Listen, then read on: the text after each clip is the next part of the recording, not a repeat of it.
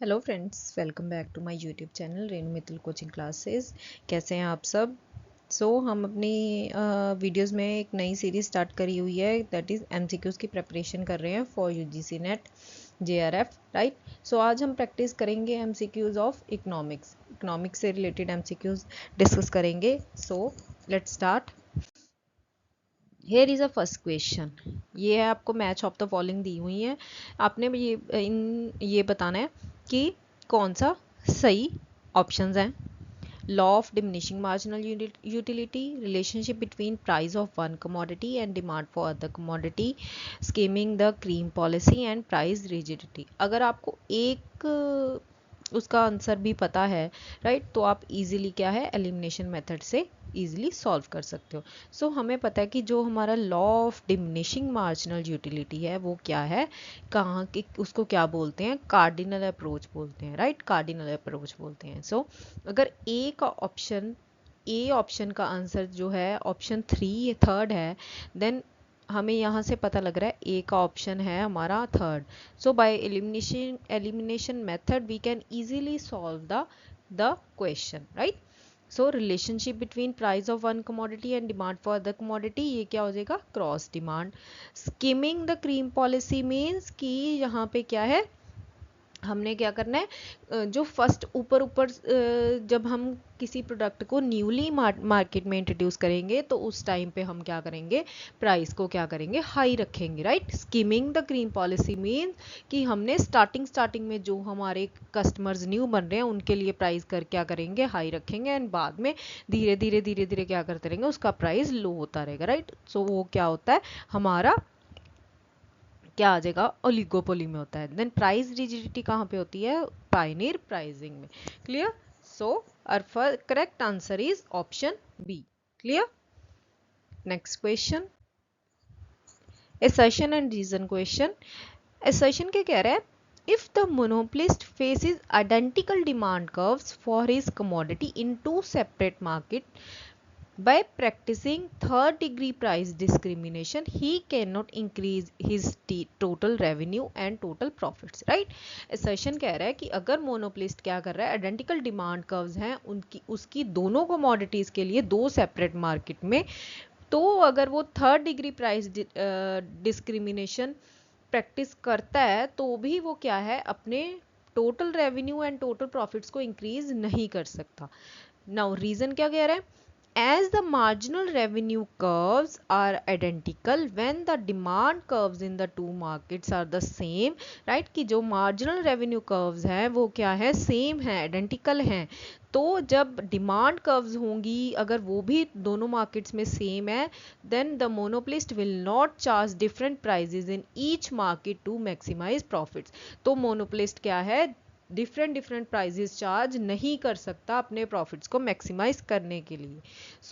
अगर हम क्वेश्चन को ध्यान से देखें तो दोनों चीजें क्या है, एक दूसरे से लिंक कर रही हैं, एंड जो रीजन है वो क्या कर रहा है, सपोर्ट कर रहा है, एक्यूरेट रीजन है फॉर द असर्शन। हमारा करेक्ट ऑप्शन क्या हो जाएगा, करेक्ट आंसर क्या हो जाएगा, both A and R true and R is the correct explanation of A. Clear?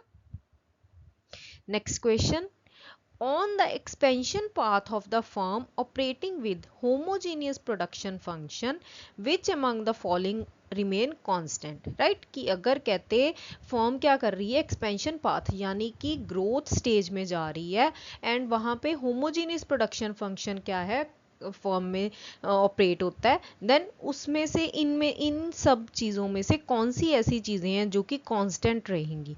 Input ratio की जो हमारी इनपुट है उसकी ratio, price ratio of inputs की जो इनपुट्स की प्राइस रेशो है वो कांस्टेंट रहेगी, marginal rate of technical substitution between the factors, and last one is elasticity of substitution. आप लोगों ने करेक्ट आंसर बताना है कि कौन सी ऐसी चीज़ें हैं जो कि कांस्टेंट रहेंगी, बिकॉज हमारी जो प्रोडक्शन है वो क्या है, होमोजीनियस है, एंड अपनी कंपनी क्या कर रही है, एक्सपेंशन पाथ की तरफ ऑपरेट कर रही है, राइट।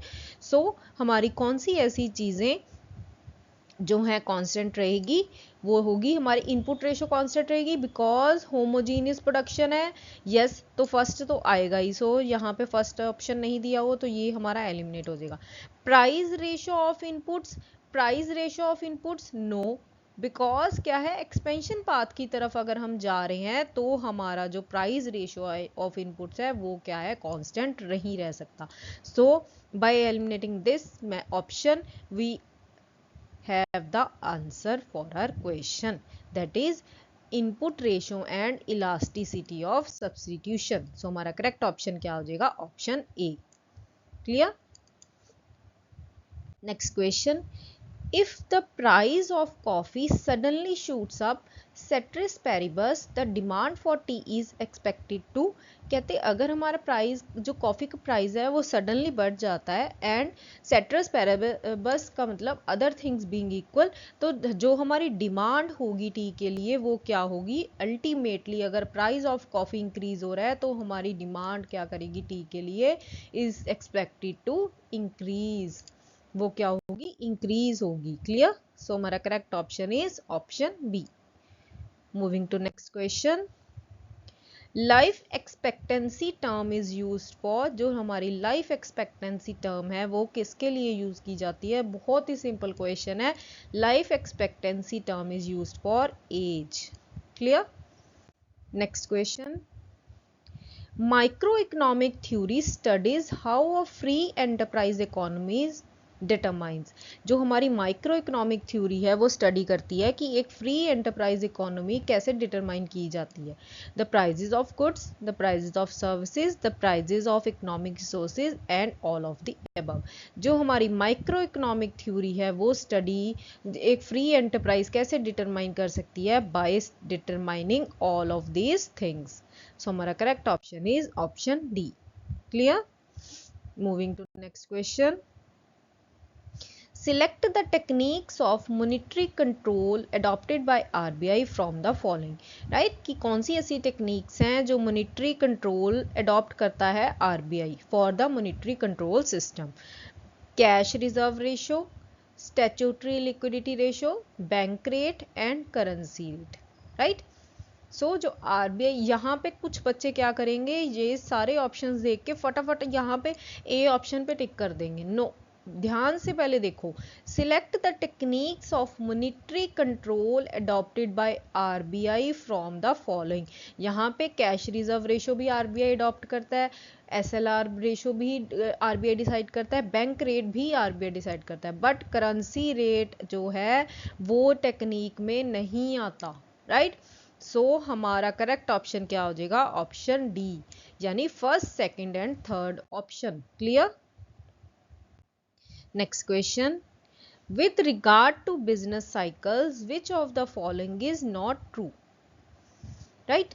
कि बिजनेस साइकिल्स के लिए कौन सी स्टेटमेंट क्या है ट्रू नहीं है, विच इज नॉट ट्रू। ये भी ध्यान से रखा करो कि उन्होंने क्या पूछा है, नॉट ट्रू पूछा है या ट्रू पूछा है।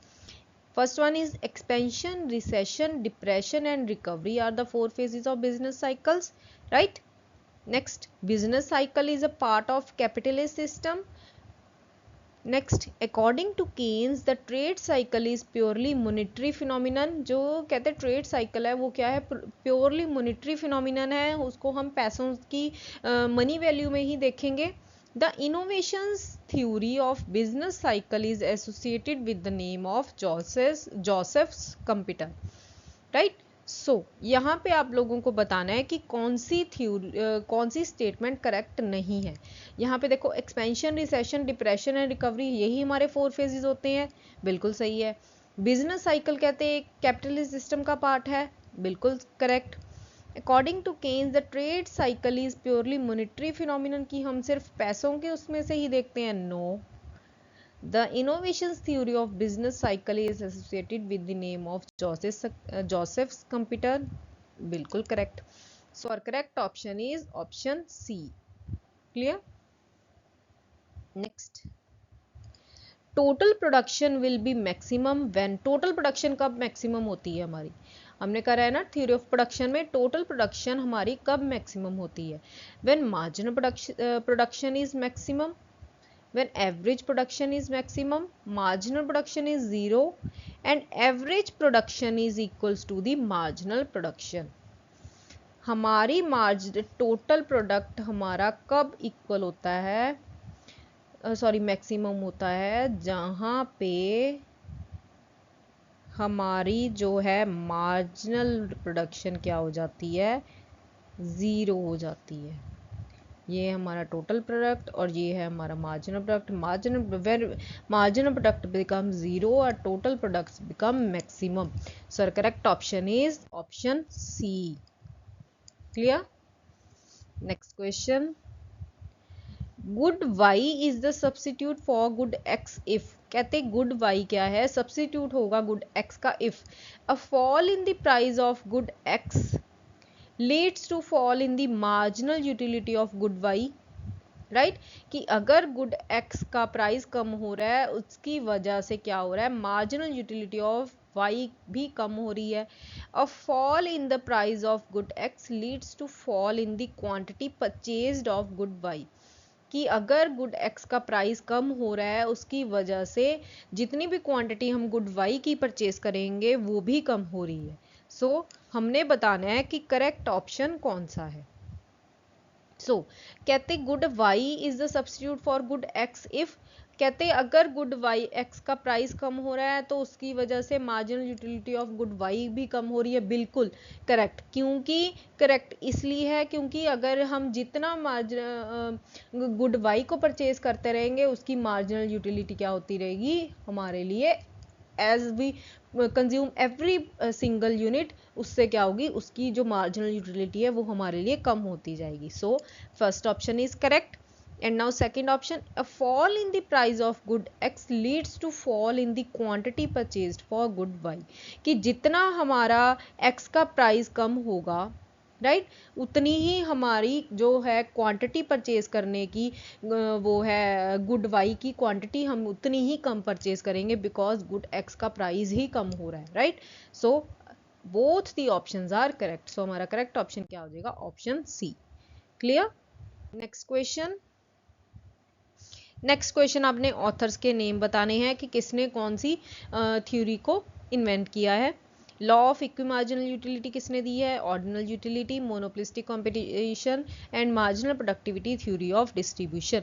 अगर आपको इनमें से कोई भी एक ऑप्शन आता है तो आप इजीली इसको क्या कर सकते हो, सॉल्व कर सकते हो. सो हमें पता है जो हमारा लॉ ऑफ इक्विमार्जिनल यूटिलिटी है उसको क्या बोला जाता है, गॉसेंस फर्स्ट लॉ. उसको क्या बोला जाता है, गॉसेंस फर्स्ट लॉ. राइट. सो हमें पता है जो हमारा ए लॉ ऑफ इक्विमार्जिनल यूटिलिटी है उसका ऑप्शन क्या है, ऑप्शन 1. सो हमारे बाय एलिमिनेटिंग मेथड हमें हमारा आंसर मिल गया option C. Ordinal utility Hicks ने दी है, मोनोपोलिस्टिक कंपटीशन मिसेस रॉबिन्सन ने दी है and marginal productivity theory of distribution is introduced by doctor Clark. Clear. Next question. Next match the following. Trade channel discount, loss leadership, pricing being non-responsive to changes in the demand and the cost, and basic point pricing. ये आपको बताना है कि ये correct option कौन सा होगा. सो मैं बता देती हूँ कि जो हमारा ट्रेड चैनल डिस्काउंट है उसका ऑप्शन होगा हमारा डिफरेंशियल प्राइसिंग. राइट. डिस्काउंट की बात आ गई ना तो हमारे डिफरेंट प्राइजेस हर पर्सन के लिए. लॉस लीडरशिप आ जाएगी हमारी प्रोडक्ट लाइन प्राइसिंग में. Pricing being non responsive to changes in the demand and cost ये आ जाएगी हमारा ओलिगोपोली प्राइसिंग में. बेसिक पॉइंट प्राइसिंग आ जाएगा हमारा locational price differentials. So correct option is option B. Clear. Next question. The monopolistic firm will be in equilibrium where monopolistic firm कहाँ पे कब जाके equilibrium होगी, जहाँ पे price is equals to marginal cost, marginal revenue is equals to marginal cost, marginal revenue is equals to marginal cost is equals to price and D none of the above. अगर हम monopolistic firm की बात करें तो monopolistic firm will be in equilibrium where marginal revenue is equals to marginal cost. So हमारा correct option क्या हो जाएगा, option B. Clear. Next question. assume that the demand curve for a certain commodity is a downward sloping straight line, right? assume करना है कि किसी product की commodity की demand curve क्या है, downward sloping straight line है. in such case price elasticity of demand, उस केस में प्राइस इलास्टिसिटी ऑफ डिमांड क्या होगी, can not be estimated, decreases as price falls, increases as price falls, remains constant at every price. So यहाँ पे क्या है, हमारी जो डिमांड कर्व है वो क्या है, downward sloping straight line, means कि सेम प्रोपोर्शन में क्या कर रही है, मूव कर रही है. So in this case price elasticity of demand will also be decreases as price falls. Right, so our correct option is option B. Clear? Next question. A sunk cost is, जो हमारी sunk cost होती है वो क्या होती है, a past cost that cannot recover, an opportunity cost, the cost of drilling certain types of well for water, a cost that is highly relevant for decision making. तो हमारी sunk cost क्या होती है, a past cost that cannot be recovered. Right कि जो हमारी cost past में इंकर हो चुकी है and that can not be recover. Next question, which one of the following is not correct about the price discrimination by a monopolist who intends to, right कि अगर कोई मोनोपोलिस्ट प्राइस डिस्क्रिमिनेशन करता है तो उसके लिए कौन सी स्टेटमेंट क्या है, करेक्ट नहीं है. वो क्या करना चाहता है, अपनी सेल्स और प्रॉफिट को मैक्सिमाइज करना चाहता है, share the consumer surplus share करना चाहता है, increase the welfare of masses and reduce the welfare of masses. So when one of the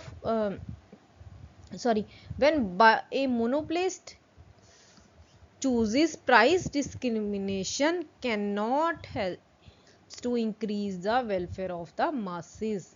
so हमारा करेक्ट ऑप्शन क्या हो जाएगा, ऑप्शन सी, कि वो कभी भी इंक्रीज नहीं करना चाहेगा. राइट वो क्या करना चाहेगा, सिर्फ अपनी प्रॉफिट, अपनी सेल्स को मैक्सिमाइज करेगा, कंज्यूमर सरप्लस के शेयर को शेयर करेगा. Right reduce the welfare of masses but can not increase the welfare of masses. Clear? So this is it for today's video. I hope you like the questions. Right ये series ऐसे ही continue रहेगी. अब हम different हर topic के कोई MCQs को discuss करेंगे. I hope you like the video. Please subscribe my channel Renu Mittal coaching classes. Thank you so much for watching.